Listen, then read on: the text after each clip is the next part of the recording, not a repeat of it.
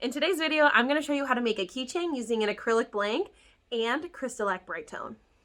If you've been around here for a little while, I have several videos using acrylic blanks on my channel, but I wanted to film an updated one using Crystalac's Brite Tone and their new glitter glue.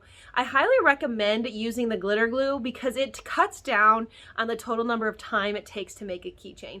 This keychain took me about 4 days to make.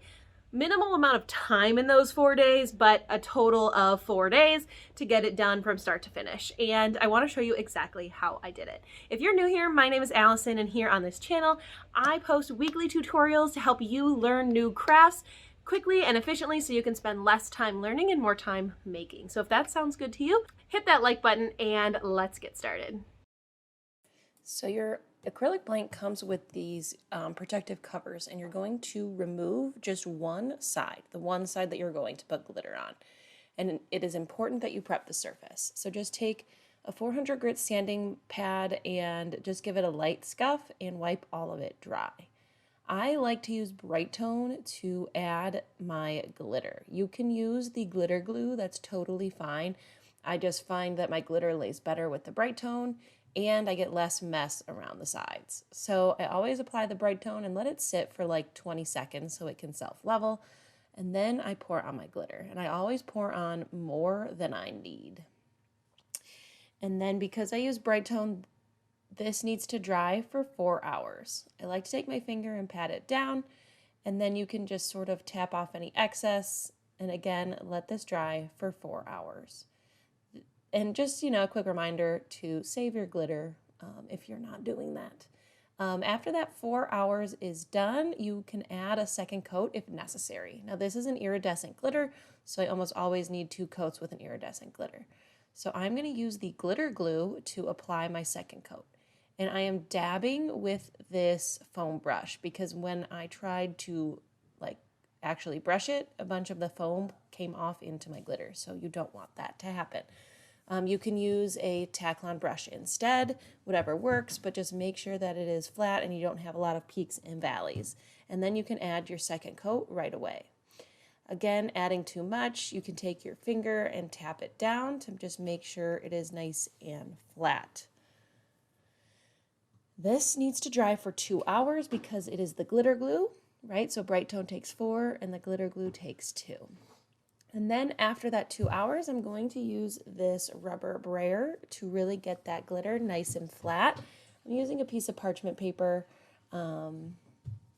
just to help out so I don't get it all over my. And then I will seal the top of the glitter with the glitter glue. I'm just using it straight with a damp foam brush. I don't know about the foam brush situation, but it's fine. Just make sure that your glue is completely flat and not peaking and having any peaks and valleys anywhere. Let this dry for 2 hours. I rolled it again with my rubber brayer, and then I did decide to seal a second time. This is not necessary, but I was sort of just testing to see how much it cut down the total number of coats I needed of Brite Tone. So I did put glitter glue on a second time, but you could move into Brite Tone at this point. Again, get it fully covered and let it dry for 2 hours. Once that 2 hours is up, I started to go into layers of Brite Tone. You only need a very little bit, like seriously, one little drop, and just spread it to the edges with your finger. Really, seriously, guys, just a little bit. Let this dry for 4 hours and do several coats. So I did 4 coats of Brite Tone, 3 or 4. I think I might have only done 3 because I did the glitter glue twice. And then I let each coat dry for 4 hours. And then I gave it a sand with 400 grit sandpaper. Remember, sanding is best after your Brite Tone is allowed to dry overnight. So I did, like 3 coats through the course of the day, and then the following morning sand down with 400 grit sandpaper, and it should feel smooth and look a little bumpy because you're bringing down the peaks and the valleys. But once you wipe it away clean, do 3 more coats of Brite Tone, and you should be good to go. So this side had 6 coats of Brite Tone. Again, let each coat dry for 4 hours. But you may need to, sand again and do 3 more coats of Brite Tone. It really depends on how flat you get your glitter. Once that other side is complete, you can move on to the opposite side. I like to glitter one side and put vinyl on the other. That's just the way I prefer. Give it a little scuff sand with your 400 grit sandpaper. And at this point, I did take my X-Acto knife and clean out the hole so it didn't get any worse.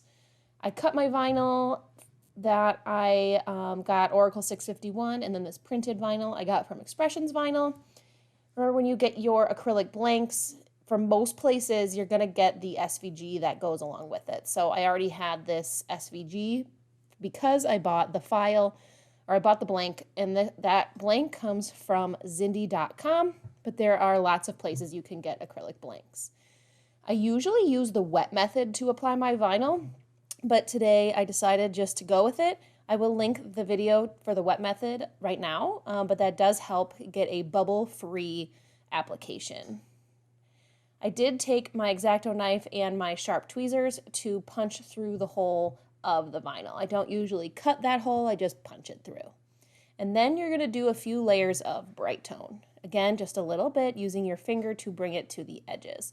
Now, this is permanent vinyl, so you can decide how many coats you need. You don't necessarily need it to protect the vinyl because it's permanent, but I like to get it nice and shiny and do several coats. So I did 3 coats of Brite Tone, 4 hours apart, and then I did a light sand with 400 grit sandpaper to help even it out a little bit, and then I did 3 more coats.